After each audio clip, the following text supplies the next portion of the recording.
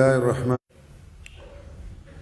شروع اللہ کے نام سے جو بڑا مہربان اور نہایت ہی رحم کرنے والا ہے۔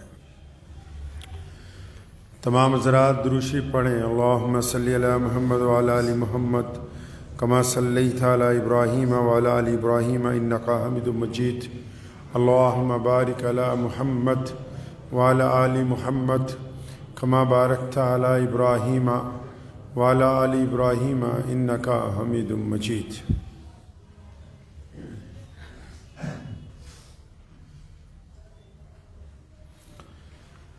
تیری خود ستائیوں نے تجھے کھو دیا ہے اتنا، تیری خود ستائیوں نے تجھے کھو دیا ہے اتنا، نہ صنم ہی تجھ سے خوش ہے نہ خدائی تجھ سے راضی۔ تیری خود ستائیوں نے تجھے کھو دیا ہے اتنا، نہ صنم ہی تجھ سے خوش ہے نہ خدائی تجھ سے راضی۔ تیرے مہرے پٹ رہے ہیں تجھے مات ہو رہی ہے، تیرے مہرے پٹ رہے ہیں تجھے مات ہو رہی ہے، ذرا رخ پلٹ لے ناداں تیرے ہاتھ میں ہے بازی۔ رمضان المبارک کی آمد ہے اور پوری دنیا میں مسلمان رمضان کی تیاری میں لگے ہوئے ہیں۔ رمضان المبارک کی تیاریاں کرتے کرتے ہم یہ بھول گئے کہ رمضان کی تیاری حقیقتاً ہوتی کیسے۔ بالخصوص مسجدوں کے جو ذمہ دار ہیں، خاص کر جو لوگ مسجدوں کے متولی ہیں، صدر ہیں، مسجدوں کے ممبران ہیں، مسجدوں میں ٹھیکیدار جو بنے ہوئے ہیں، رمضان المبارک کا بوجھ زیادہ ان پہ آتا ہے کہ رمضان سے پہلے کس طرح کی تیاریاں کی جائیں، اور آہستہ آہستہ تیاریاں جو ہیں وقت اور حالات کے ساتھ ساتھ اب ایک رسم بن کے رہ گئی۔ جو اعلیٰ روایتیں پیارے نبی حضرت محمد رسول اللہ صلی اللہ تعالیٰ علیہ وسلم نے ہمیں عطا فرمائی وہ نہیں ہیں۔ کچھ رسمیں ہیں جن کو نبھا رہے ہیں، ٹھیک ہے، ہر سال رنگ روگن کروانا ہے، کوئی صفائی ستھرائی ہونی چاہیے، عمارت کی کچھ مرمت ہو جائے،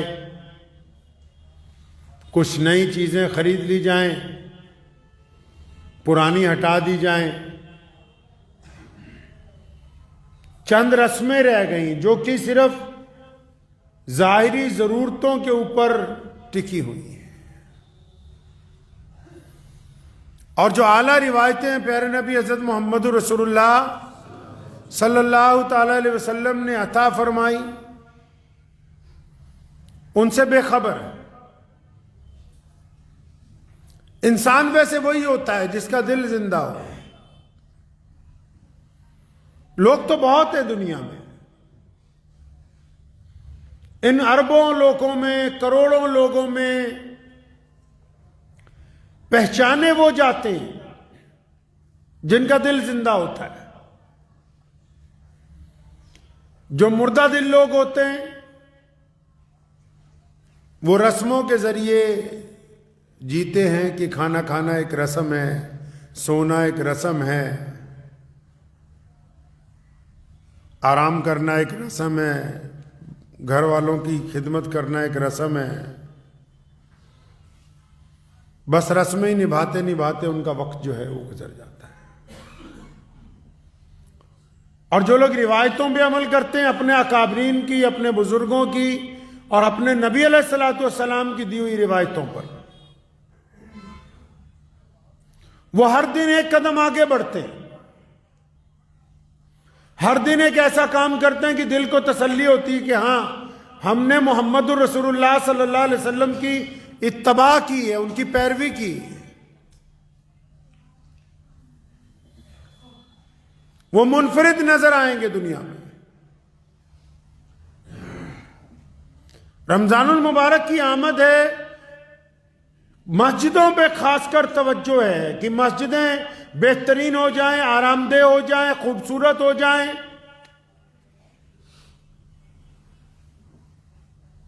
ان میں ساز و سامان اچھا ہو، اس میں کوئی دو رائے نہیں ہے۔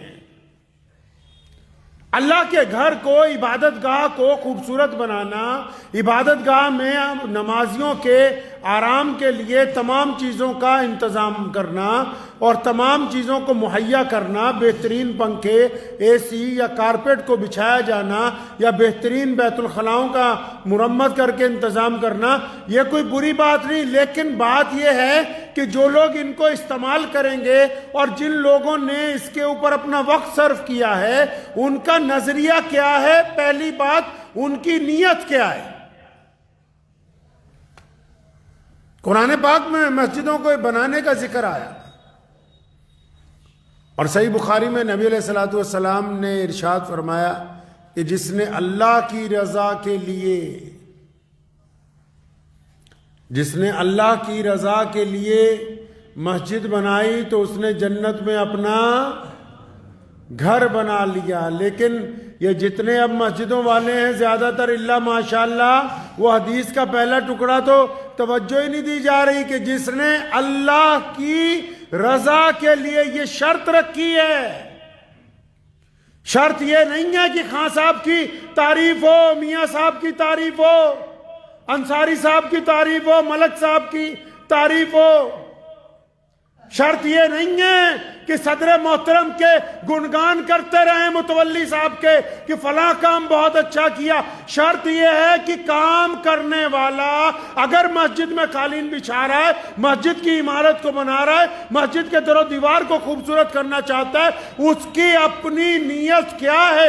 اگر اس کی نیت یہ ہے کہ یہ لوگ خوش ہو جائیں اور میری تعریف کریں تو اس کا بدلہ یہیں پر مل گیا اس کو، کوئی جنت میں گھر نہیں بننے والا،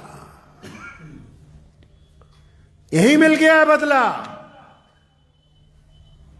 کیونکہ جب وہ پہلی شرط ہی نہیں مان رہا ہے، مسجد کو بنانے کی پہلی شرط ہی نہیں مان رہا، اللہ کی رضا کے لیے کام ہی نہیں کر رہا، پہلے اپنی انا پھنسی ہوئی ہے، اپنی میں پرستی پھنسی ہوئی ہے، اور انا تو اس حد تک پھنس گئی ہے ہماری کہ جو لوگ مسجدوں کے منتظمین ہیں وہ ماشاءاللہ چند کو چھوڑ کے مسجدوں کے منتظمین اب مسجد کے مالک بن گئے، نمازیوں کی بے عزتیاں کرتے ہیں، آنے والوں کے ساتھ بدخلقی کے ساتھ پیش آتے ہیں۔ حیرت کی بات یہ ہے کہ بندہ اپنے مالک سے ملنے جاتا ہے تو مالک کے گھر کے نوکر مالک کے مہمانوں سے بدتمیزی کر رہے ہیں۔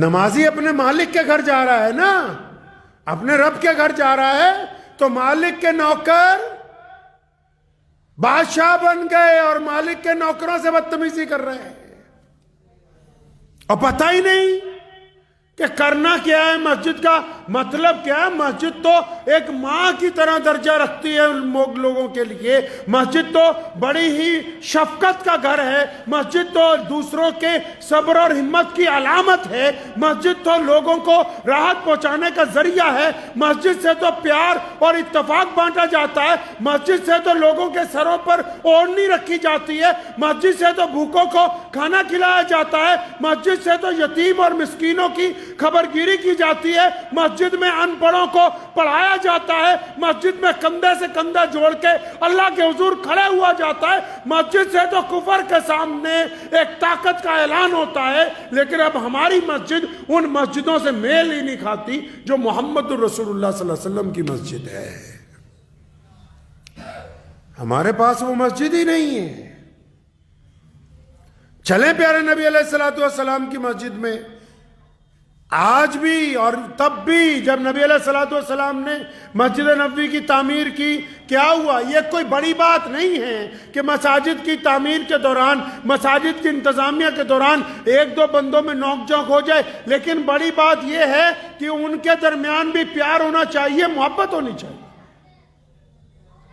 سیدنا بلال رضی اللہ تعالیٰ عنہ فرماتے ہیں مسجد نبوی کی تعمیر جب ہم نے شروع کی، اللہ کے نبی علیہ السلام نے اعلان کر دیا، جگہ خرید لی گئی، فرماتے ہم سب کام پہ لگ گئے تو میں 3-4 پتھر اکٹھے اٹھا کے لا رہا تھا، اور میرے دل میں آیا کہ اللہ نے مجھے بڑی توفیق دی، ہمت دی کہ میں 4 پتھر ایک ساتھ اٹھا رہا ہوں۔ تو اتنی دیر میں کہتے ہیں کہ میری نگاہ پیارے پیغمبر جناب محمد رسول اللہ صلی اللہ علیہ وسلم پر پڑی، تو آپ صلی اللہ علیہ وسلم 5 پتھر اٹھا کے لا رہے تھے۔ ہے ایسے کوئی مسجد کے منتظمین جو آج کی تاریخ میں خود چٹائی بچھاتے ہو؟ ہے کوئی ایسے صدر صاحب جو مسجد کی ٹوائلٹ کو خود صاف کرتے ہوں؟ ملا کوئی ایسا ٹرسٹی جو ہاتھ میں پوچھا لے کے لگا ہوا ہو؟ پیارے پیغمبر خود پتھر اٹھا رہے ہیں، اور مسجد کی تعمیر کے دوران اگر کوئی بات ہو جاتی، جس طرح عام ہم لوگ کرتے ہیں، ایک موقع پر کوئی بات ہوئی تو نبی علیہ السلام نے فرمایا حضرت علی رضی اللہ تعالیٰ عنہ سے، علی یہ ہم نے عمار بن یاسر کو خوش کرنا ہے یار۔ مسجد نبوی بنائی گئی، اصحاب صفہ کا چبوترا درمیان میں بنا دیا۔ لوگوں نے پوچھا یا رسول اللہ یہاں کیا ہوگا؟ فرمایا جو مسکین ہیں، جو یتیم ہیں، جن کا کوئی سہارا نہیں ہے، جن کو کوئی پوچھتا نہیں ہے، جن کو کوئی کھانا کھلانے والا نہیں ہے، جن کو کوئی کپڑے دینے والا نہیں ہے، جن کے سر پر چھت نہیں ہے، جن کو کوئی تعلیم نہیں دے سکتا، جن کو کوئی پڑھنے نہیں دیتا، وہ لوگ یہاں رہیں گے، ہم ان کو پڑھائیں گے، ان کو کھلائیں گے، ان کو اچھے کپڑے دیں گے، ان کے سر پر چھت ہوگی۔ یہ مسجد نبوی صلی اللہ علیہ وسلم میں ہے۔ یہ تو بولے کہ اگر سفیر بھی آ جائے نا تو ٹرسٹی کہتا ہے مسجد میں نہیں آرام کر سکتا، مسجد میں نہیں کر سکتا آرام، یہ تو صرف نماز پڑھنے کے لیے بنائی ہے۔ محمد رسول اللہ صلی اللہ علیہ وسلم نے، قرآن پاک نے خود سورہ توبہ میں بار بار اس کا ذکر کیا کہ یہ جو نمازیں ہیں، یہ جو رکوع ہیں، یہ جو سجدے ہیں، یہ اتفاق کے لیے مسجد میں قائم کیے گئے تاکہ تم ایک دوسرے کے کندھے سے کندھا ملا کے اپنے رب کے حضور جھکو۔ مسجد تو محبت کی علامت ہے جو محلے میں رہنے والے لوگوں کو آپس میں جوڑتی ہے۔ جب وہ کندھے سے کندھا ملا کے کھڑے ہوتے ہیں تو ان کے دلوں میں سے نفرت ختم ہوتی ہے، برادری واد ختم ہوتا ہے، چھوت چھوت ختم ہوتی ہے، انصاف درمیان میں آتا ہے، خلوص درمیان میں آتا ہے۔ اگر یہ کندھے سے کندھا ملانے کے باوجود بھی آپس میں دلوں میں نفرت ہے تو جماعت ابھی اپنے معراج تک نہیں پہنچی۔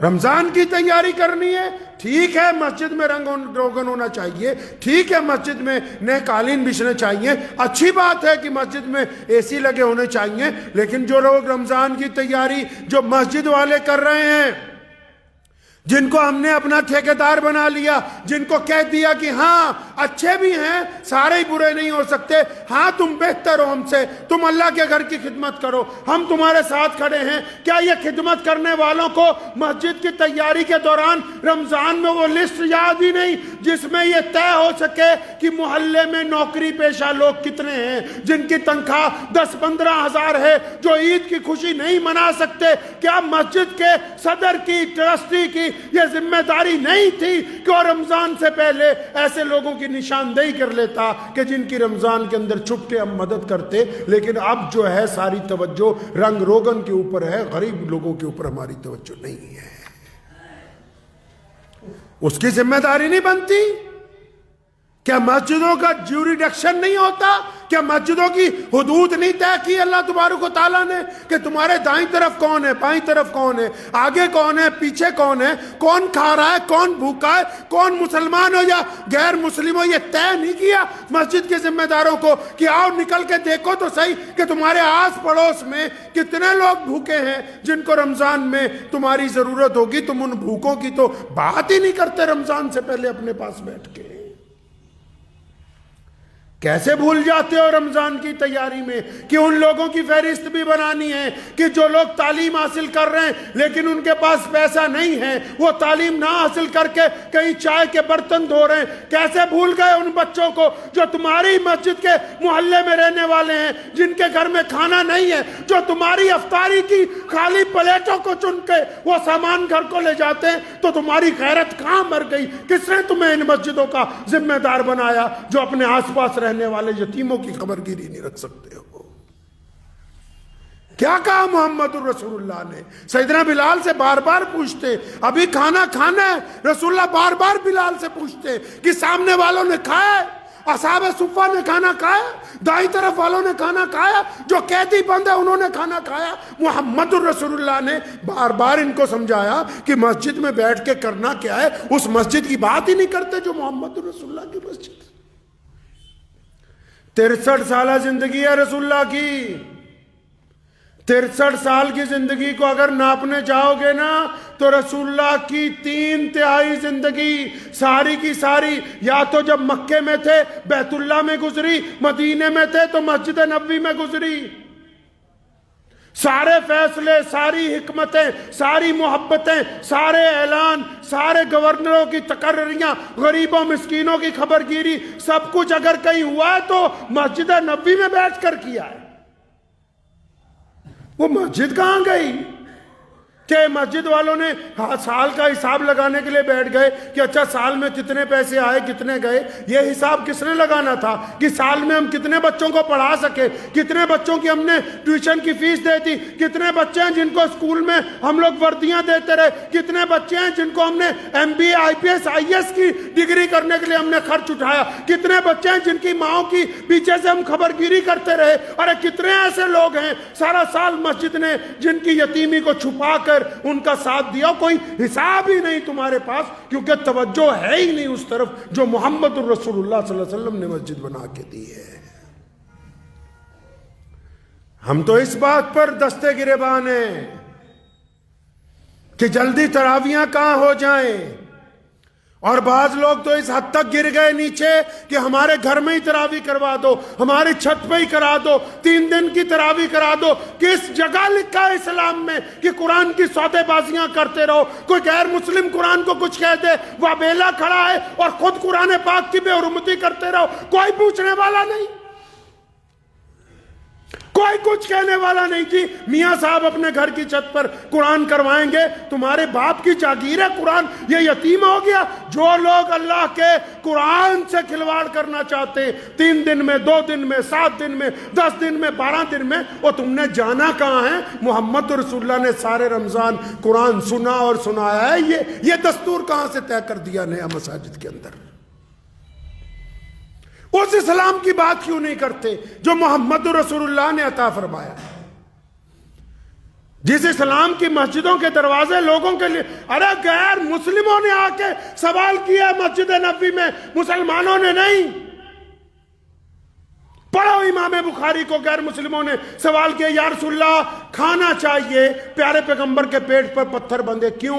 قحط پڑا ہوا کھانا نہیں ہے، اس کو بھی پتہ ہے مانگنے والے کو مدینے میں کھانا نہیں ہے، لیکن اس کا ایمان ہے کہ رسول اللہ کے در پر کوئی چلا جائے گا تو خالی واپس نہیں آئے گا۔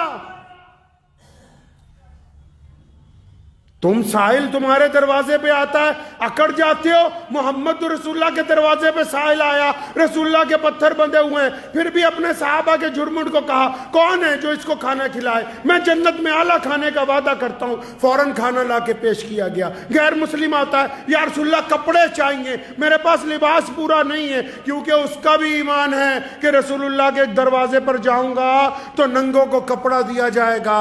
محمد رسول اللہ ان کو کپڑے دیتے۔ ایک غیر مسلم آ کے سوال کرتا ہے یا رسول اللہ مجھے سواری چاہیے، میں مسافر ہوں، میرے پاس سواری نہیں ہے۔ نبی علیہ السلام اس کو سواری دیتے ہیں۔ اور یہ جو مسجد ہم نے بنائی اس میں تو کسی کو ایک لمحہ فالتو پنکھا چلانے کی اجازت نہیں ہے۔ کیا وہ اس مسجد سے میل کھا رہی جو محمد رسول اللہ نے عطا کی ہے؟ ہوتے کون ہو اکڑنے والے نمازیوں کے ساتھ؟ یہ اختیار دیا کس نے کہ سائل کے ساتھ مسجد کا متولی، مسجد کا ٹرسٹی، مسجد کا صدر کسی مانگنے والے سے بدتمیزی کر جائے؟ یہ اختیار تمہیں دیا کس نے؟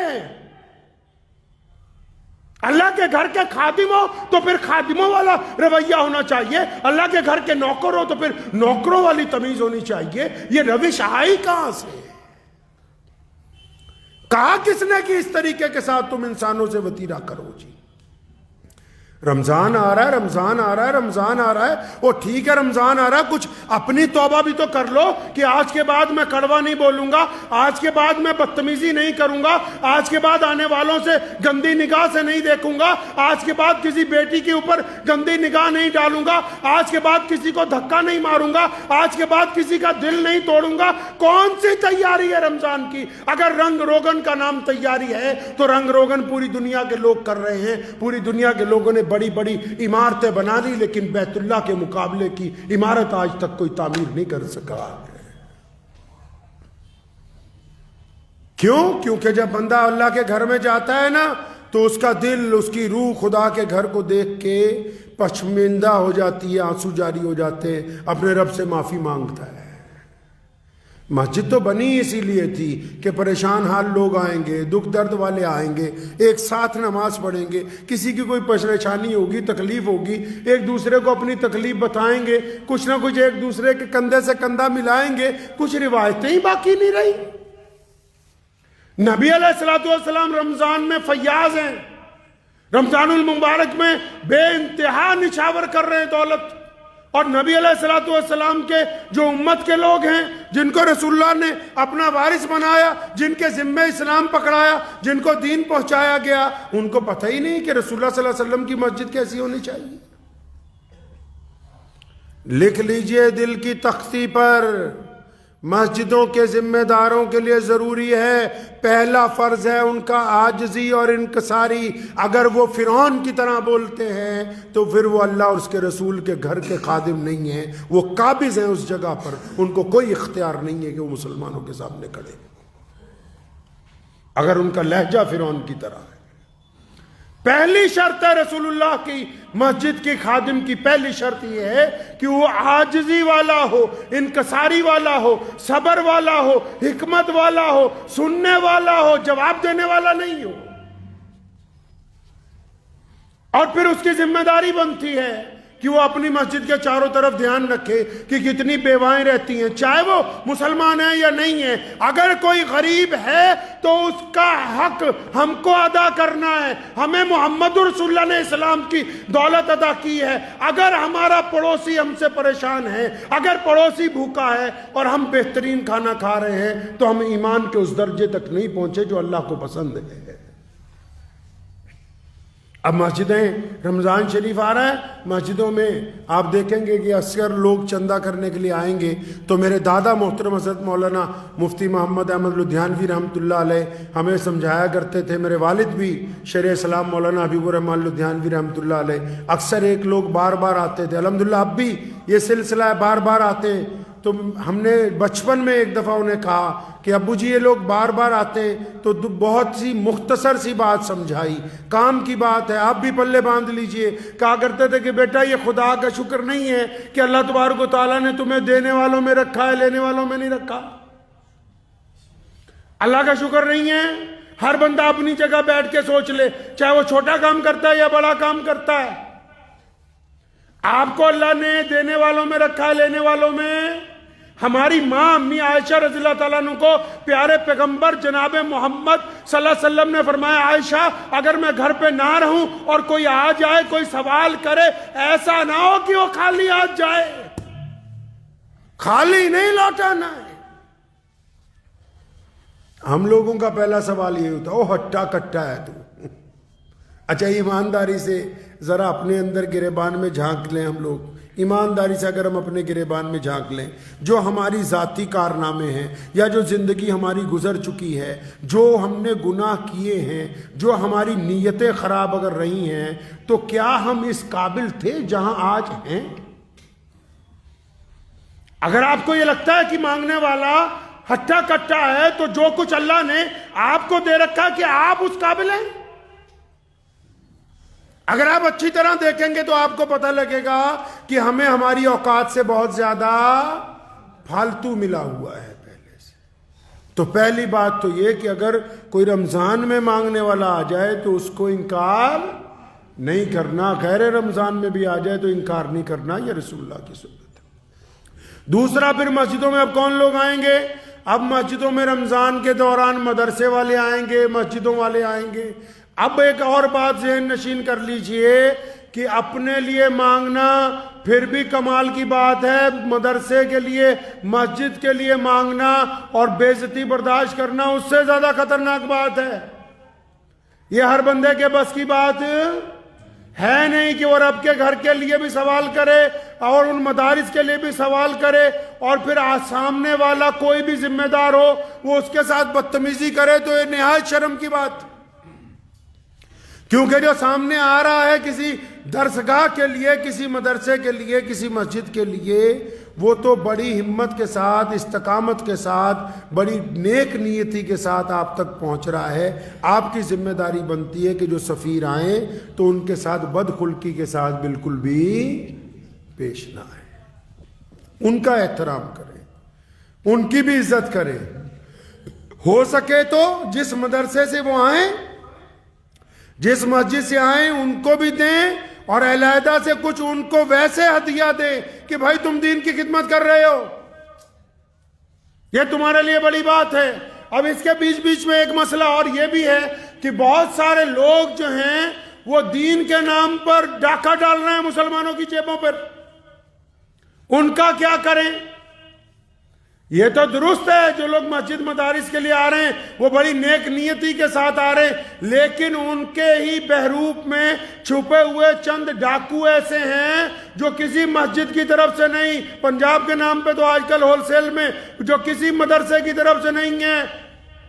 تو مجھے ایک صاحب نے 2-3 سفیر جو ہیں وہ ڈپلیکیٹ پتے پکڑے، انہوں نے تو تصویر بھیجی، بڑی لمبی شمبی داڑھی، پورے شیخ بنے ہوئے، تو مجھے انہوں نے کہا دیکھو جی یہ ملا جی ہیں۔ میں کہا یہ ملا جی نہیں ہے بھائی، کوئی مولوی ملا غلط کام نہیں کرتا، کچھ ڈاکوؤں نے داڑھی رکھ لی ہوتی ہے، وہ ڈاکو غلط کام کرتے ہیں۔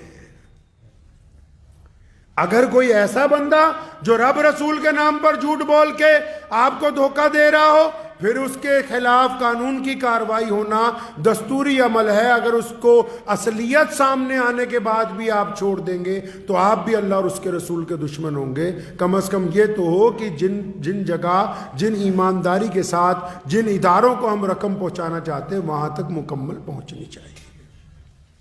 تو اس بات کو ذہن نشین کر لیجئے کہ چند غلط لوگوں کے چکر میں ساروں کی بے عزتی مت کرنے لگیے گا جب تک تصدیق نہ ہو۔ اور آج کل تو بہت آسان ہے، جو بھی کوئی آئے اس کو اپنے علاقے کے کسی بڑے مولوی کا لکھا نہیں ہے تو سیدھی ویڈیو کال کر کے بھائی اپنا مدرسہ مسجد دکھا دو، اللہ اللہ خیر صلی اللہ 2 منٹ کا کام ہے، مکمل ہو جائے گا۔ کیونکہ اچھے لوگوں کی وجہ سے نظام چل رہا ہے۔ ابھی ہمارے ہاں گزشتہ جمعے کو انڈونیشیا سے ایک حاجی صاحب آئے سائیکل پہ، آپ لوگوں نے کچھ نے ان سے ملاقات بھی کی ہوگی، وہ چلے بھی گئے آگے دوسرے ملک پہنچ گئے پرسوں الحمدللہ۔ تو وہ جب آئے تو بہت سارے لوگوں نے کوشش کی کہ ہم نے بھی کہ بھائی کچھ ہدیہ لے لیں، تو جتنے لوگوں نے بھی مسافہ کیا، کچھ دینے کی کوشش کی، تو صاف انہوں نے انکار کر دیا، ایک چھوٹا پیسہ بھی۔ ورنہ کئی ایسے بھی گزرے 50 لوگوں کو لے کے چینلوں پر کروڑوں روپیہ کماتے رہے اور لوگوں کو دھکے مارتے رہے، بدتمیزیاں کرتے رہے، 24 گھنٹے ویڈیوگرافیاں کرتے رہے، حرمین شریفین کی جا کے بھی عزت کو اسی طرح کیا۔ لیکن جب کوئی مخلص بندہ آتا ہے اس کی چال ڈھال ہی الگ ہوتی ہے، کوئی سوشل اکاؤنٹ نہیں، کب سے گھر سے چلا ہوا ہے، پہنچ گیا بیت اللہ کے قریب جا رہا ہے۔ تو اچھے لوگوں کی وجہ سے ہی تو نظام چل رہا ہے نا، اچھے لوگوں کی وجہ سے ہی درستگی ہو رہی ہے۔ تو ہمیشہ اگر جو اچھے لوگ ملیں تو ان کی حوصلہ افزائی کرنی نہایت ہی ضروری ہے۔ تو اس مرتبہ رمضان المبارک کی آمد سے قبل اس بات کو طے کر لیجئے کہ ہماری مسجد میں مسجد کے آرام جو ہیں، مسجد کی جو آرائش ہے، اس کے ساتھ ساتھ مسجد کے آس پاس رہنے والے ضرورت مندوں کی بھی فہرست بنے گی۔ آس پاس جو تعلیم چھوڑ چکے ہیں بچے، ان کی بھی فہرست بنے گی۔ اور صرف غریب وہی نہیں ہے جو ہاتھ پھیلا کے مانگ رہا ہے۔ اور مسلمانوں آنکھیں کھولو، محمد رسول اللہ کے دین کو دیکھو، ابو بکر صدیق کے وطیرے کو دیکھو، عمر فاروق کے طریقے کو دیکھو، عثمان ذی النورین کی چال دیکھو، مولا علی رضی اللہ تعالیٰ کے کارنامے دیکھو کہ راتوں کو چھپ چھپ کے ان مسلمانوں کے گھر کے باہر بھی سامان رکھ کے آتے تھے جو مزدوریاں کرتے تھے۔ پتہ ہے کہ ان کا کام چلتا ہے، لیکن یہ یقین تھا کہ اتنے پیسے نہیں ہیں کہ یہ اچھے کپڑے خریدیں، اتنے پیسے نہیں ہیں کہ یہ بہتر کھا سکیں، تو ان کی خبر گیری کون کرے گا؟ جو لوگ ہاتھ نہیں پھیلاتے ان کی خبر گیری کون کرے گا؟ تم تو جانتے ہو کہ تمہارا کون سا دوست مستحق ہے، آپ کو تو پتا ہے کہ آپ کے کس بھائی کی ضرورت کیسی ہے، آپ کو تو پتا ہے کہ محلے میں کون محتاج ہے جو کبھی اپنی غیرت کی وجہ سے سوال نہیں کرتا۔ اگر آپ کو بھی نہیں پتا تو پھر کس کو پتا ہے بھائی؟ کس کو پتا ہے پھر؟ کون خبر گیری کرے گا یہ دنیا والوں کی؟ محمد رسول اللہ نے آپ کو اسی لیے یہ دین عطا فرمایا کہ جو ایک اللہ اور اس کے رسول کے پیروی کریں گے وہ دوسروں کا ساتھ دیں گے۔ جن کی غیرت مر جائے، جن کا بالکل ہی غیرت مر جائے، جن کو آس پاس رہنے والوں کی بھی خبر نہ ہو، پھر ان کے لیے رب رسول کی طرف سے کوئی نعمتیں آنے والی نہیں ہیں۔ آج صبح اخبار پڑھا، ویسے تو آپ سارے لوگ ماشاءاللہ سوشل میڈیا کے ماہر ہیں، ایک دوسرے کے خلاف ڈپلیکیٹ فتوے، ایک دوسرے کے خلاف جو الٹی سیدھی باتیں جتنی ہیں، وہ روزانہ جو کوئی بندہ نیا واٹس ایپ چلاتا ہے وہ تو سارا کچھ ایسے بھیجتا ہے پوری دنیا کو جیسے آج ہی اس کو پتہ لگا اسلام ہے کیا۔ کل شام فلسطین کے جو مہاجر مسلمان ہیں، گزشتہ 3-4 مہینوں سے جو لگاتار یہودیوں کے ظلم و ستم کی وجہ سے ایک طرف لگے ہوئے ہیں، ان کے اس کیمپ پر جہاں پر بچے رہ رہے ہیں، عورتیں رہ رہی، بوڑھے زخمی رہ رہے ہیں، وہاں پر بھی یہودیوں نے کل بم گرائے، اور ایک وقت میں ان لوگوں پر کل بمبارمنٹ کی گئی جو کھانا لینے کے لیے بارڈر کے اوپر رکے ہوئے تھے۔ 140 افراد کو شہید کر دیا گیا، اور تم ابھی اس چکر میں لگے ہوئے ہو کہ سنگ مرمر کون سا لگوانا ہے، قالین کون سے بچھانے، پتھر کون سا خریدا جائے گا بھی ہمارے لیے۔ دل پہ ہاتھ رکھ کے بتاؤ کتنے مسلمانوں نے فلسطین کے مسلمانوں کو 1-1 روپیہ بھیجا ہے؟ بھیجا ہے کسی نے؟ میں شروع میں بھی کہا تھا کہ کم از کم ضمیر زندہ ہونا چاہیے۔ آپ سے بہتر تو بھارت سرکار کا وہ نمائندہ ہے جس نے کل وہاں سیوکت راشٹر میں کھڑے ہو کے یہ کہا کہ وہاں پر فلسطین کے جو لوگ ہیں ان کو ایک راستہ دو تاکہ ان تک ہم لوگ کھانا پہنچا سکیں۔ پڑھ لیجئے آج کے اخبار میں، وہ بھی خبر ساتھ ہی لگی ہوئی ہے۔ بھیجا ہے کچھ؟ اپنی غیرت کو زندہ رکھیں، کلمہ لا الہ الا اللہ محمد رسول اللہ کے پیغام کو سمجھیں۔ ایک غیر مسلم نمائندہ تو یہ کہہ رہا ہے کہ ہاں ان کو چاہیے، کچھ نہ کچھ آواز اٹھا رہا ہے، اور جنہوں نے کہا کلمہ لا الہ الا اللہ محمد رسول اللہ ہم پڑھنے والے ہیں، ان ملکوں کو سانپ سونکھ گیا، اور ہم جیسے جتنے ہیں یہ 1 روپیہ نہیں دے سکتے، اس سے زیادہ تو اور کیا دیں گے جو 1 روپیہ نہیں دے سکتے ہیں۔ 1 روپیہ میں آپ کو یہ نہیں کہہ رہا ہوں کہ آپ ہمیں دے دیں، باقاعدہ انٹرنیٹ پہ جائیے۔ دلی میں نے گزشتہ 3 مہینے پہلے بھی بتایا تھا، جن کے پاس نہیں ہے اکاؤنٹ نمبر وہ سوشل میڈیا سے لے سکتے ہیں۔ دلی میں فلسطین کی باقاعدہ امبیسی ہے، باقاعدہ ان کا امبیسڈر ہے۔ آپ چاہے ان کو 2 روپے بھی بھیجیں گے وہ ان کے کھاتے میں جائیں گے، ان مظلوم لوگوں کے کام آئیں گے جو لگاتار جنگ کی حالت میں ہیں، لیکن وہ جنگ کی حالت میں ہونے کے باوجود دنیا کی اس سپر پاور کو دھول چٹا چکے جو یہ کہتے تھے کہ ہم 24 گھنٹے میں کسی کو بھی ختم کر سکتے ہیں، ان یہودیوں کو دھول چٹا سکے ہیں۔ اگر ان مظلوم مسلمانوں کی آپ مدد نہیں کر سکتے اپنے حلال رزق کے ذریعے، تو میرا ماننا یہ ہے کہ نہ آنے والا رمضان ہمیں کوئی فائدہ دینے والا ہے، نہ آنے والی عید جو ہے وہ عید اپنے معیار تک پہنچنے والی ہے۔ دعا کیجئے اللہ تبارک و تعالیٰ مجھے بھی اور آپ سب کو بھی ان باتوں کے اوپر عمل کرنے کی توفیق عطا فرمائے۔ وآخر دعوانا ان الحمدللہ رب العالمین۔ یہ جس مسجد میں آپ بیٹھے ہیں ماشاءاللہ، والد محترم شیر اسلام مولانا حبیب الرحمن لدھیانوی رحمۃ اللہ علیہ نے جب یہ کام شروع کیا تو ماشاءاللہ